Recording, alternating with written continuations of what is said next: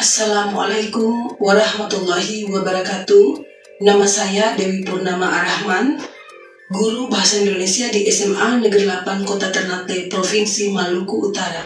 Halo anak-anak hebat, hari ini kita akan belajar tentang teks eksplanasi.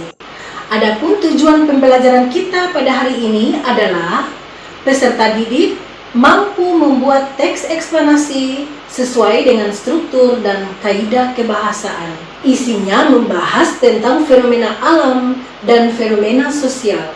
Contoh fenomena alam misalnya banjir, kebakaran hutan, tsunami, tanah longsor, dan lain-lain. Dan contoh fenomena atau peristiwa sosial adalah kenakalan remaja. Contoh satu, berkelahi dengan teman. Yang kedua, bolos sekolah. Yang ketiga, tawuran. Yang keempat, pencurian. Dan yang kelima, balapan liar.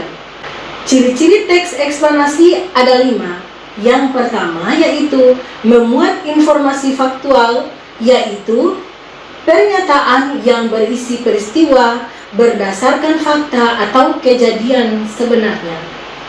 Yang kedua, membahas suatu fenomena yang bersifat ilmiah atau keilmuan. Yang ketiga, bersifat informatif, artinya tidak menggiring opini pembaca. Yang keempat, menggunakan kata penanda urutan. Contoh, sambil, setelah itu, sesudah itu, saat, sejak, dan lain-lain. Dan yang kelima, fokus pada hal umum seperti fenomena alam dan fenomena sosial. Baik, kita masuk pada struktur teks eksplanasi. Yang pertama yaitu pernyataan umum. Pernyataan umum ini berisi penjelasan yang harus disampaikan pada awal paragraf. Yang kedua, urutan sebab akibat. Bagaimana proses terjadinya fenomena alam? Contoh, apa yang menyebabkan terjadinya peristiwa tersebut dan akibatnya. Dan yang ketiga yaitu interpretasi atau kesimpulan adalah berisi ulasan pandangan tentang hal yang sedang dibicarakan, yaitu banjir. Anak-anak, dalam teks eksplanasi, interpretasi atau kesimpulan ini bisa kita pakai, bisa juga tidak. Kaidah teks eksplanasi. 1. Menggunakan konjungsi waktu. Contoh konjungsi waktu di sini adalah ketika, lalu, dan kemudian. Yang kedua, konjungsi kausalitas. Konjungsi yang menyatakan sebab akibat, karena dalam teks eksplanasi adalah teks yang membahas tentang fenomena yang terjadi di sekitar kita. Contoh konjungsi kausalitas adalah oleh karena itu, sebab itu, dan sehingga. Kaidah yang ketiga yaitu verba material. Verba material adalah verba yang mengindikasikan perbuatan fisik atau aktivitas yang dilakukan oleh kita. Verba material ini memiliki pola, subjek, verba material, dan objek. Contoh kalimatnya adalah Andi menebang pohon. Nah anak-anak, Andi di sini berperan sebagai subjek dan kata menebang di sini adalah verba material, sedangkan pohon adalah objek. Yang keempat adalah verba relasional. Nah, verba relasional adalah verba yang menghubungkan antara subjek dan pelengkap. Dalam verba relasional ini memiliki pola subjek, verba relasional, dan pelengkap. Contoh kalimatnya adalah Budi adalah anak laki-laki Pak Ali. Nah, Budi berperan sebagai subjek adalah verba relasional karena menghubungkan antara subjek dan pelengkap. Dan anak laki-laki Pak Ali adalah pelengkap.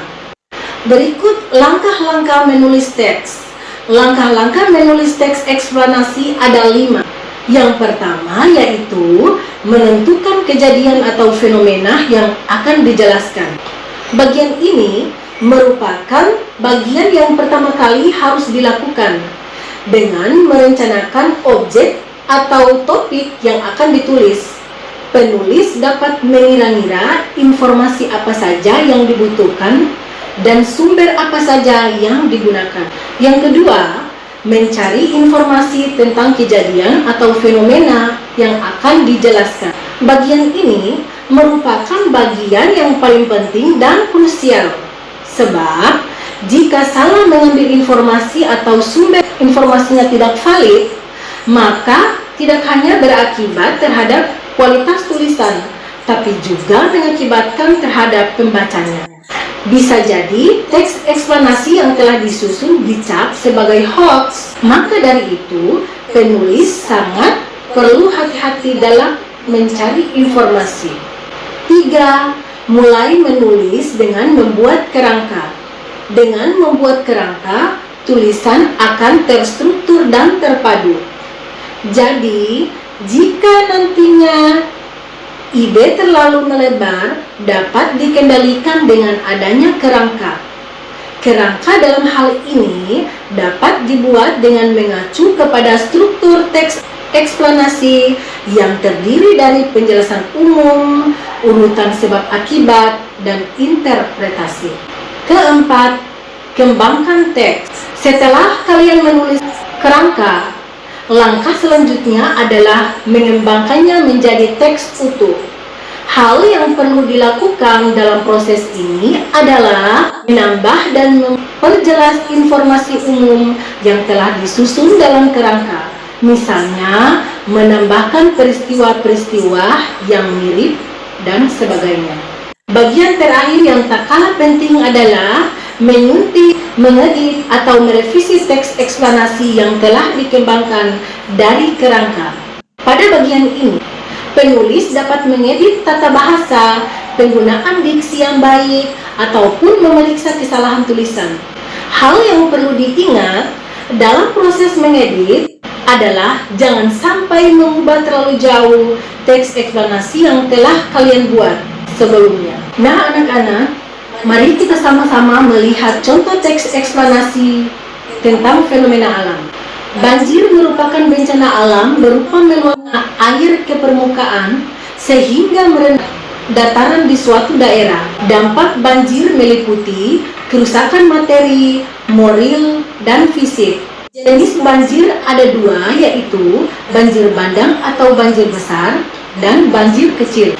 Banjir bandang ditandai dengan luapan air bervolume besar yang menerjang kemudian menggenangi daerah pemukiman.